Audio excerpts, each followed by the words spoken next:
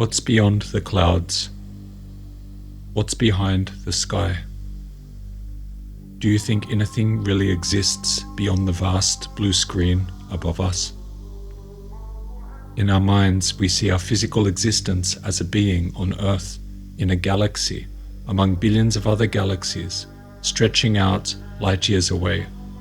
A space filled with planets, moons, and other celestial phenomena, all moving along independently of us.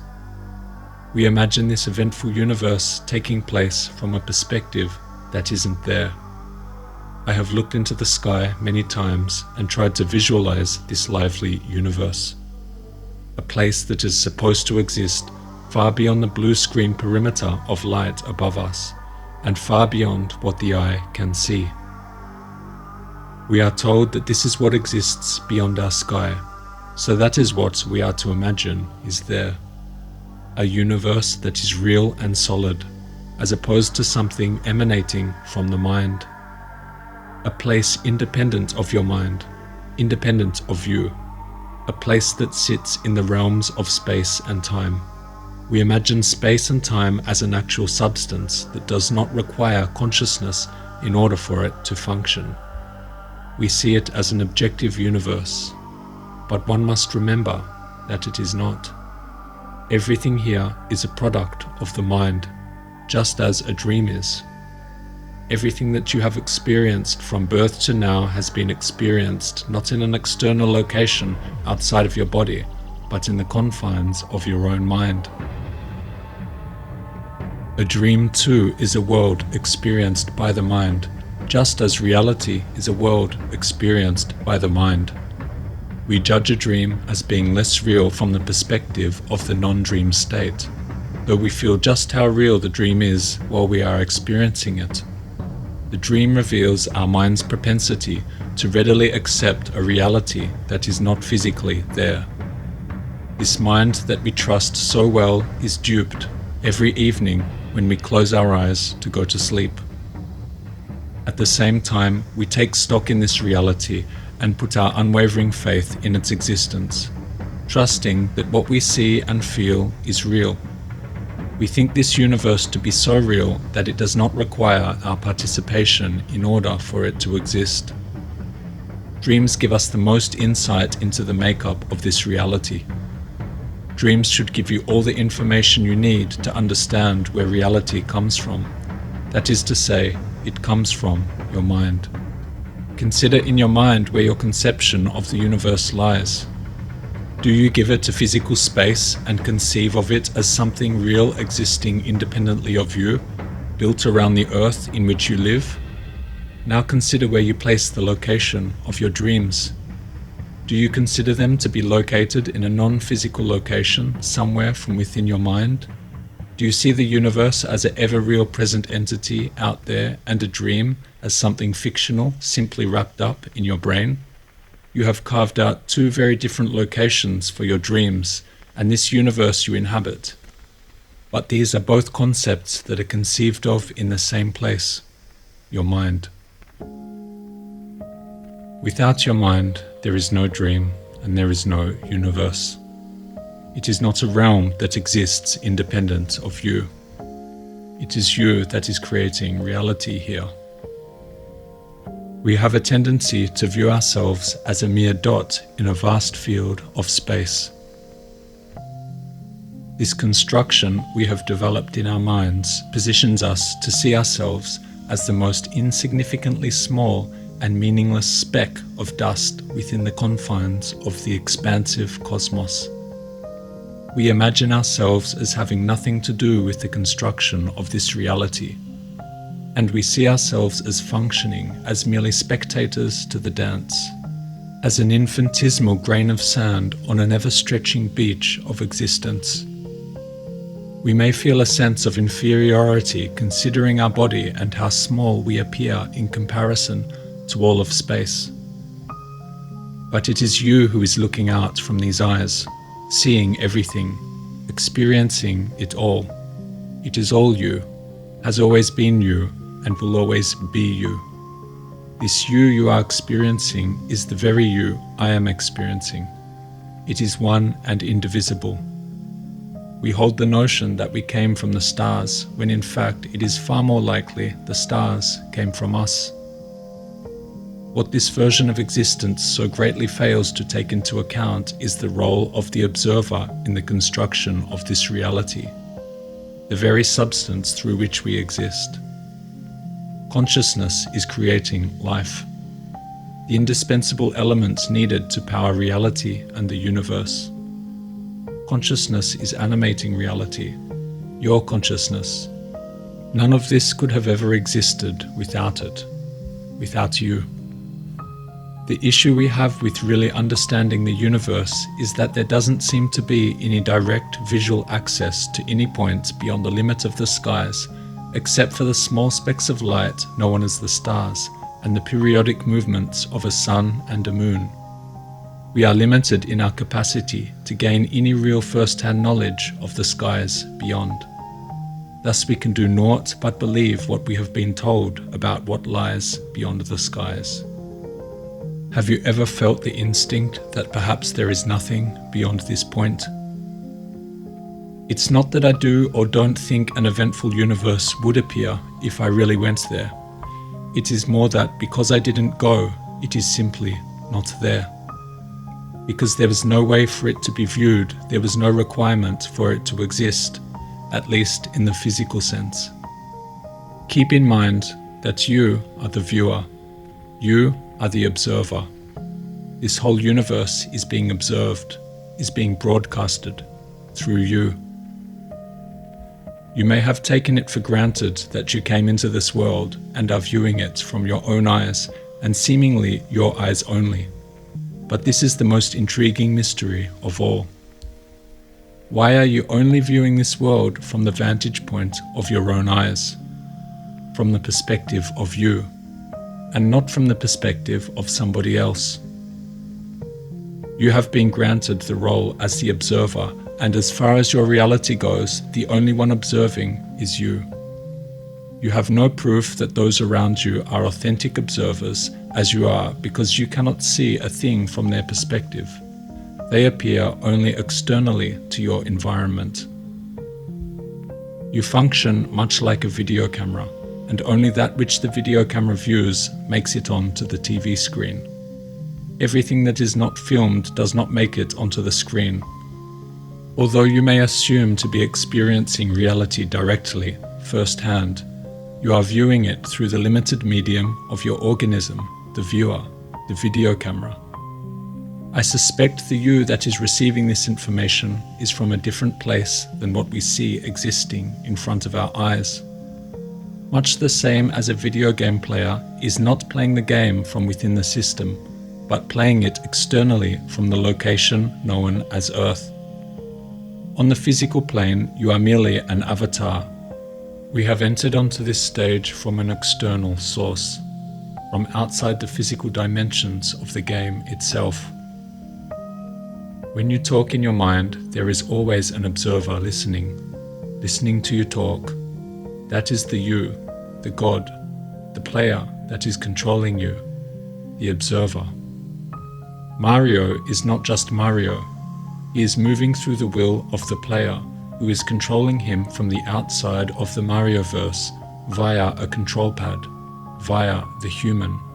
And the human is that which created Mario. Mario is the medium that allows the external player to experience the Mario world. Can you see where this is going? Look at a computer game where you are walking through the streets and in the night sky are stars. From where you stand, those stars are nothing more than dots of light, programmed into the game. They are created with a fraction of data compared to the enormous resources used to construct your surrounding reality environment. The design of the stars in that chip on which you are playing the game only contains the information to display those stars as specks of light, far off in the distance, and nothing more. For it is not programmed into the game at this stage. Within our human mind, these specks represent massive planets and star constructions, but as long as we are seeing them from the perspective of a person on Earth, then they'll always just be a small speck of light.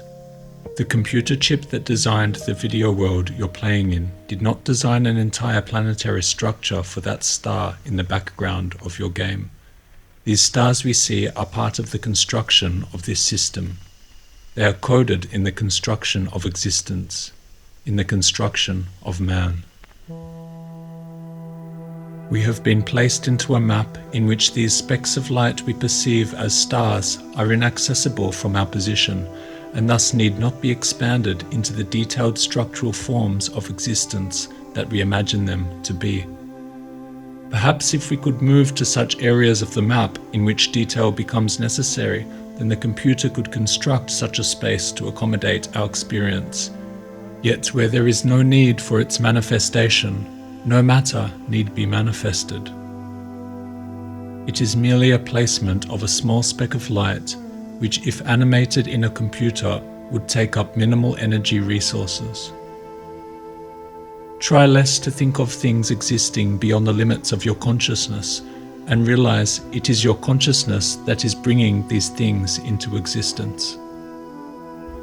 The resources it would take to construct Earth-like maps and environments for each of the trillions upon trillions of stars would take considerable computational power if it were a computer constructing these events.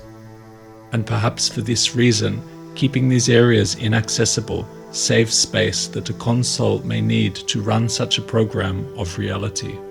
Of course, we don't see our existence as running within a computer or within a digital environment. We assume it to be the unadulterated physical reality that just is. Although we very much know how programs and realities within computer games and computer programs operate, that it is all digital information, we do not for a moment assume our own existence to function in that very same way.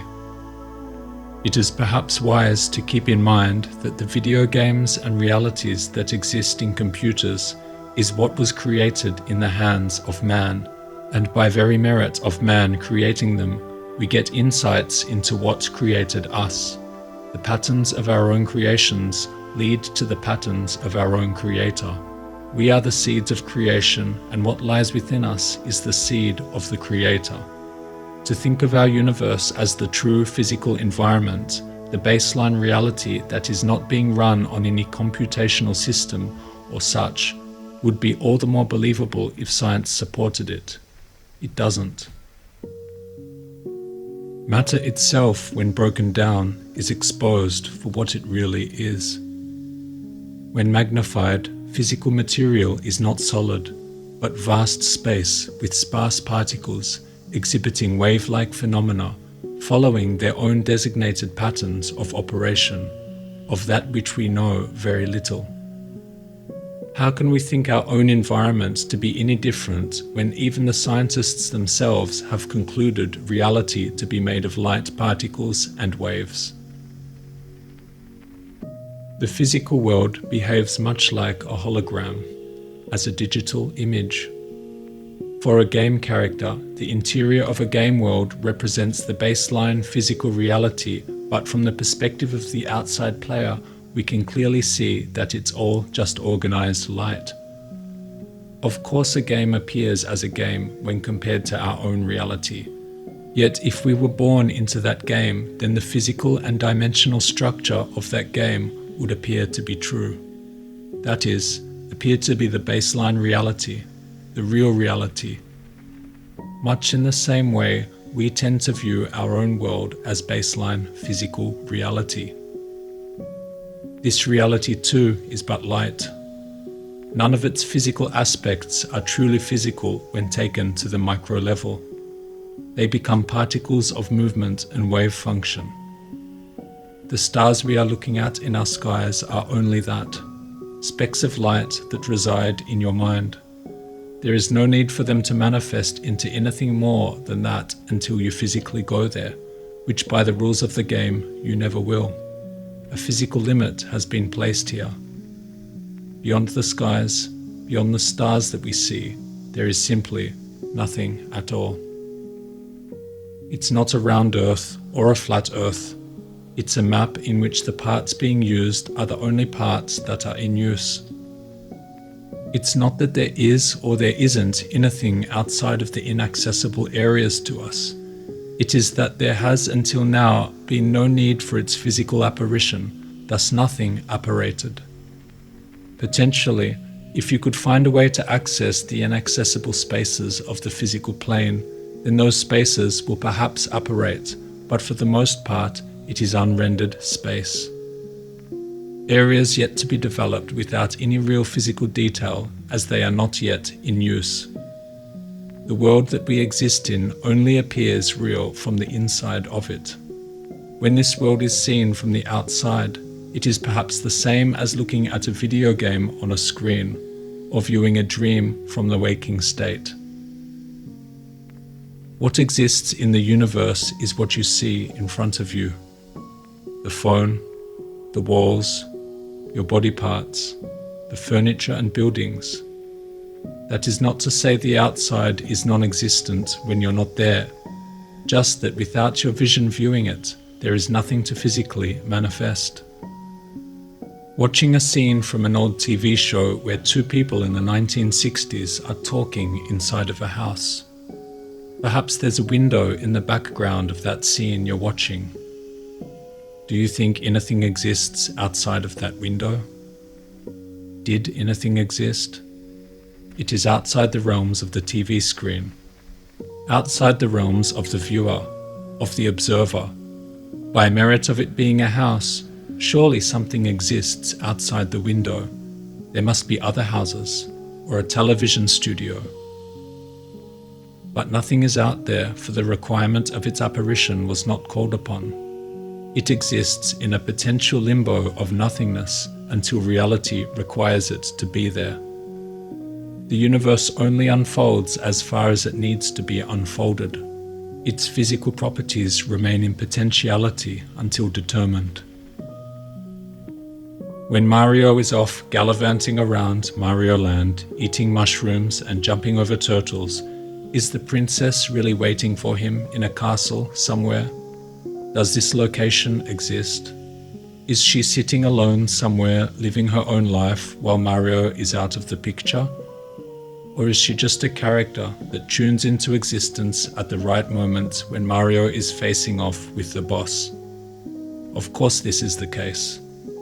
It is only that which comes within the perimeter of the TV screen that need be manifested physically.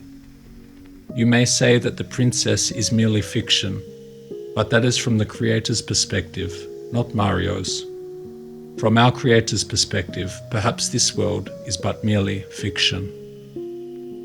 That which is not observed need not be manifested has been shown in the famous double-slit experiment and Schrödinger's cat thought experiment. The behavior of the observed electrons seem to exist in a superposition where all potentialities of its position exist simultaneously.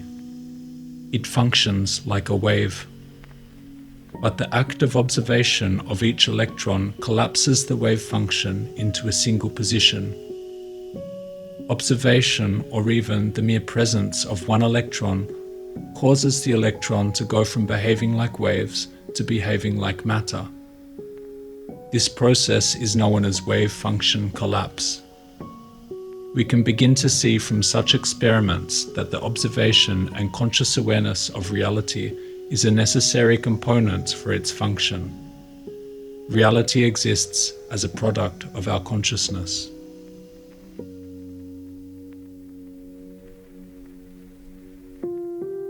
Many scientists have disregarded the double-slit findings as having any relation to consciousness. At the same time, science is simply unable to define what consciousness actually is within the parameters of its own scientific paradigm. Any exploration of the nature of consciousness moves things from the physical to the metaphysical, from the topic of science into the realms of philosophy. Consciousness cannot be grasped within the confines of science, as science deals in the study of the observable, of the things that we can measure. Consciousness is not a quality capable of objective and independent measurement.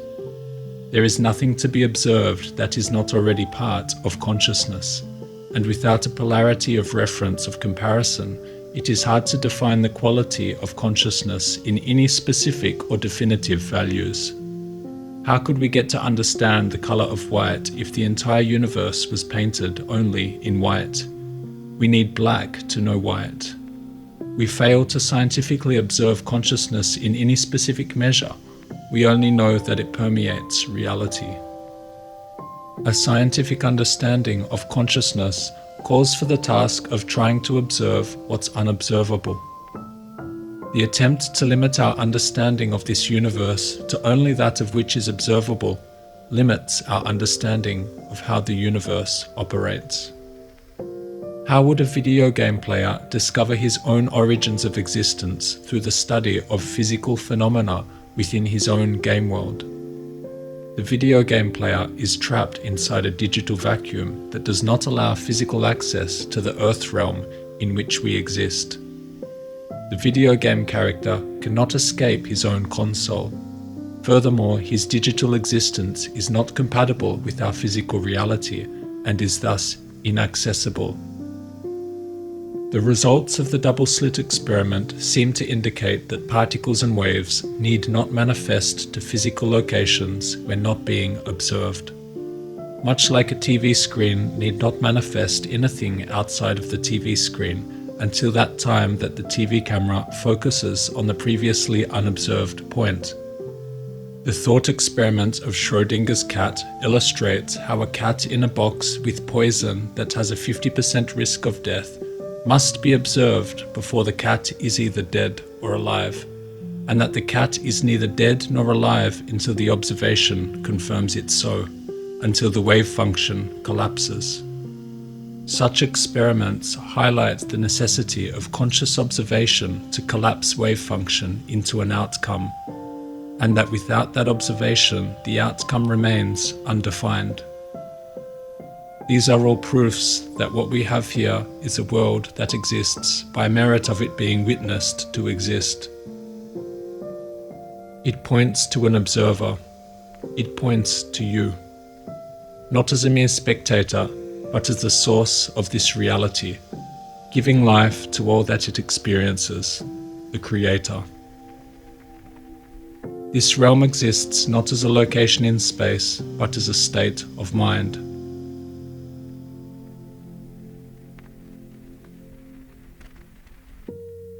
The universe emanates out from the perspective of the viewer, that is to say, you. You are the center point of the universe. It may appear that this voice is talking to everyone, like you are a grain of sand at a beach sharing this experience with an infinite amount of other grains. But it is only you here, because you are the viewer experiencing this universe. The voice talking to you now is you. The universe you are experiencing could not be experienced without you. The observable cannot be experienced without the observer.